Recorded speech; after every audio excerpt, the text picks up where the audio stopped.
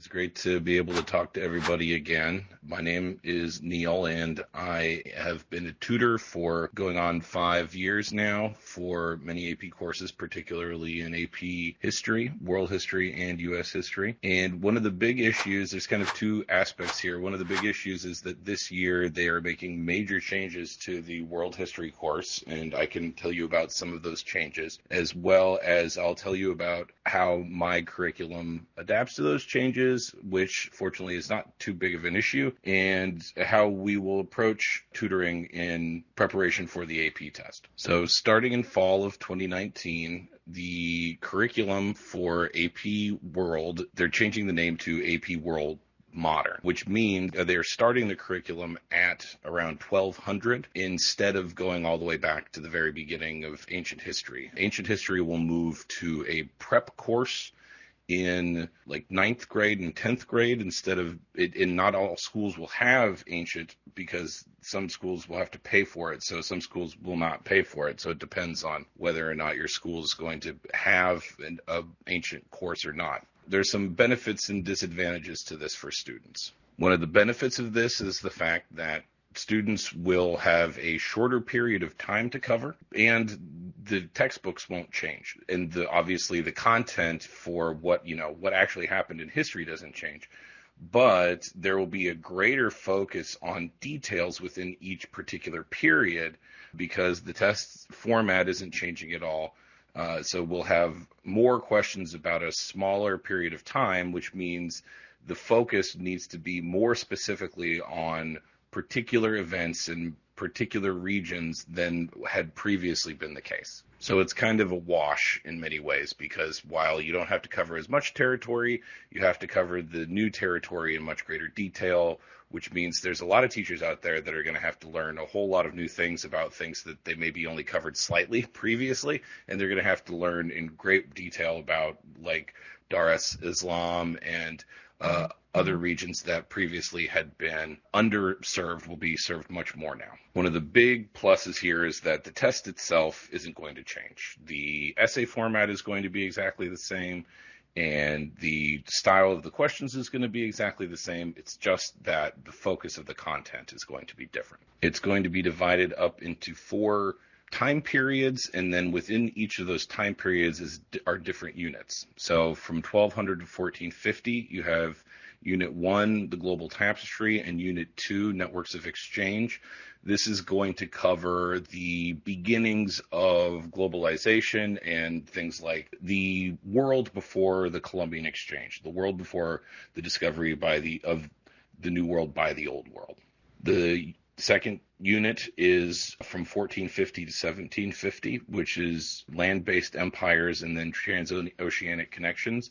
That's the establishment of the early colonies and the spread of trade, growing importance of Europe. After that is the third time period, which is 1750 to 1900, which covers the Atlantic revolutions and the consequences of industrialization. This is going to be a pretty big unit.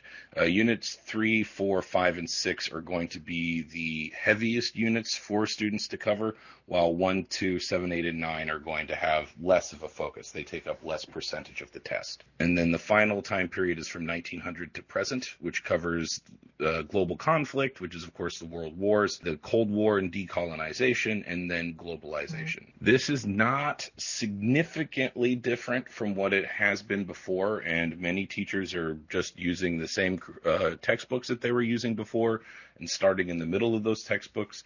Much of that content, if your student's been preparing already, don't worry. Much of the work that they've done is going to be still valid. The teacher's skills are still going to be valid. It's just that the focus is going to change, and they're going to have to increase the level of detail that they have.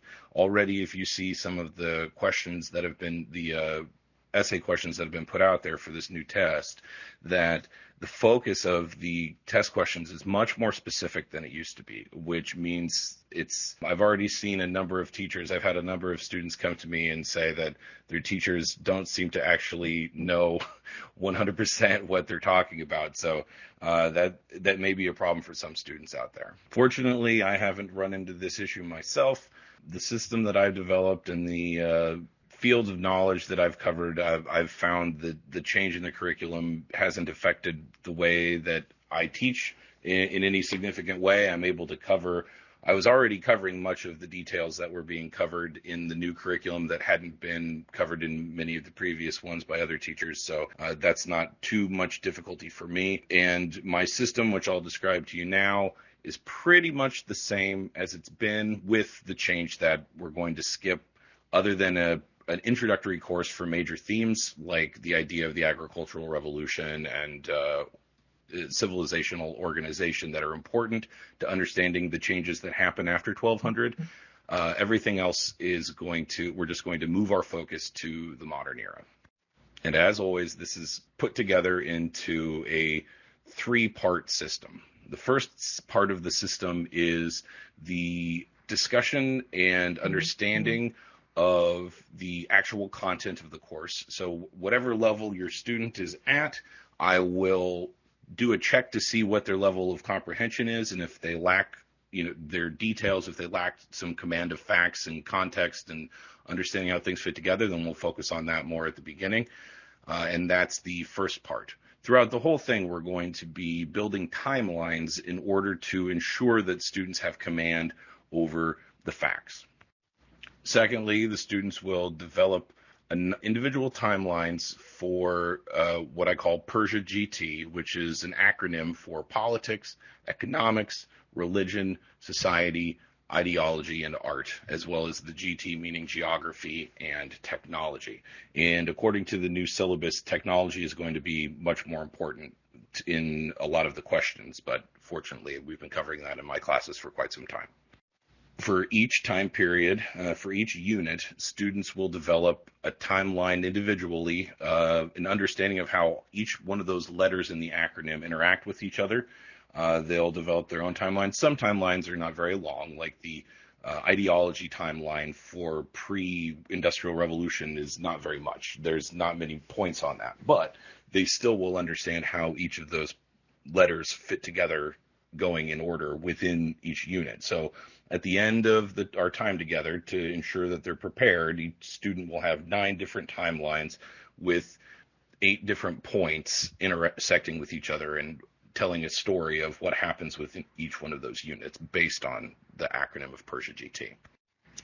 Then the third part of the study is always going to be the actual test prep itself. You have multiple choice, which I long ago developed a multiple choice strategy for standardized testing that has proven to be extremely effective. It's scientifically tested. It's been tested on many different students, dozens upon dozens, if not hundreds of students over the last 6 or 7 years. This multiple choice system works well for students. It makes sure that your students' test taking ability is not what is standing in the way. It's always going to make sure that they don't have to worry about their stress, or they don't have to worry about their logical processing or reading comprehension, because that won't be the issue. The only issue they will ever have is content retention.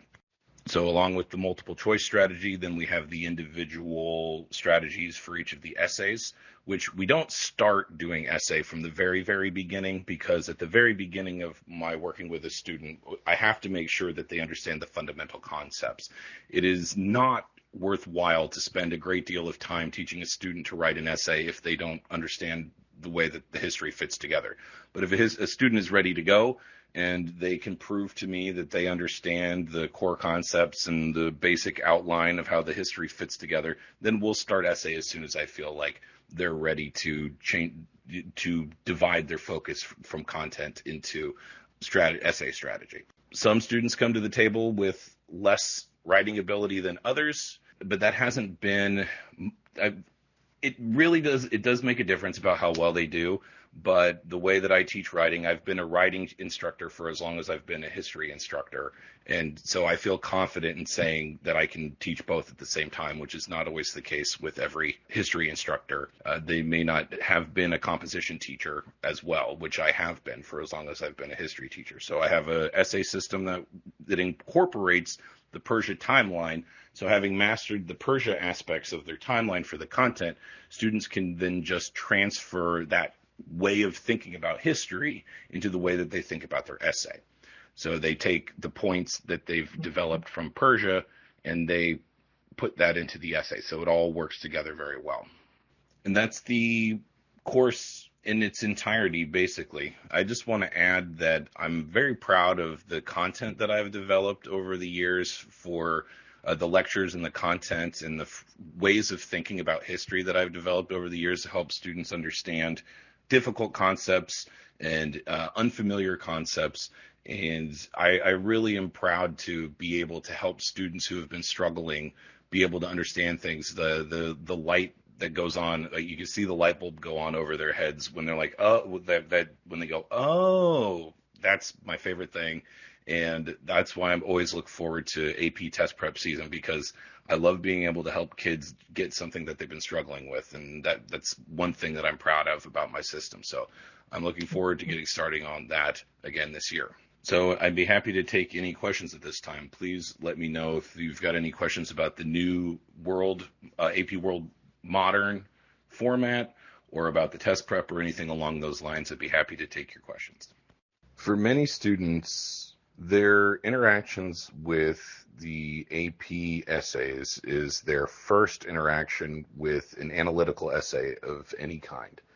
So it makes sense that a lot of students struggle with it, because it's kind of a level of writing that goes beyond what many high school curriculums require. Fortunately, I am very well familiar with the difficulties that students have. So what I do to help is build their confidence and build their understanding of how an essay fits together, which is straightforward on learning how to develop a thesis that makes sense, how to build that thesis based on evidence that's collected from the facts connected to Persia GT, the politics, economics, and religion concepts.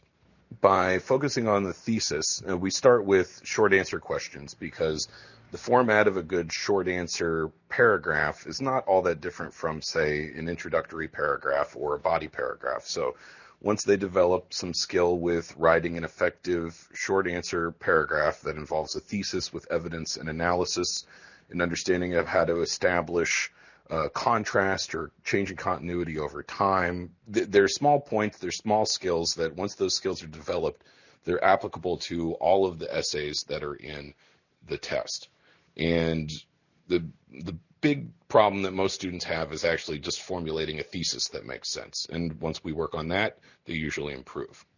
In addition to that, I help students understand how formal logic works, which is definitely something that I've rarely seen covered in most high school curriculums, but it's something that greatly improves a student's understanding of how argument is supposed to work, or learning to feel for themselves when an argument is not fully developed, or what needs to be done to reach a logical endpoint so that their internal reasoning within their essay is coherent.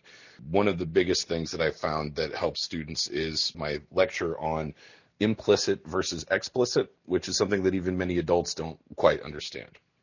In my experience, many students who struggle with writing, or even students who are good readers, they're very good at reading comprehension. They're even very good at picking up the facts that are associated with history. They may understand history very well, that once they work with me, they can understand how to put those thoughts that they've struggled to put into writing, how to put them into writing much more effectively. I have a very good track record with improving student writing across the board. Thank you, everyone. Thank you for the opportunity to have a conversation, and I look forward to working with everyone who wants to. It's my pleasure to teach history, as always, and I'm grateful for being able to work with everyone. Thank you.